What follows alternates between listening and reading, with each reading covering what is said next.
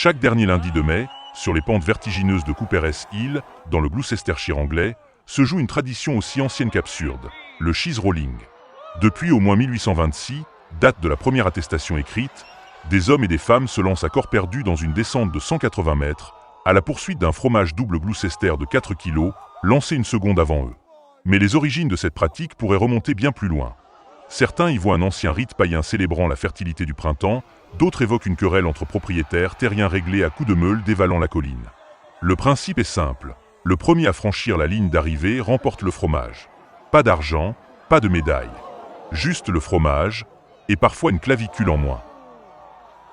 Le recordman incontesté, Chris Anderson, un Britannique qui a remporté 23 victoires depuis 2004. Sa technique, tomber mieux que les autres.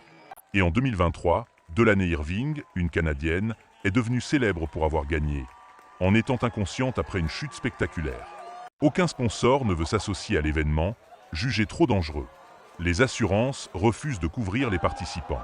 Et pourtant, chaque année, des dizaines de téméraires s'y précipitent, déguisés ou non, pour vivre l'expérience la plus folle du monde du sport. Cooper's Hill, c'est plus qu'une course.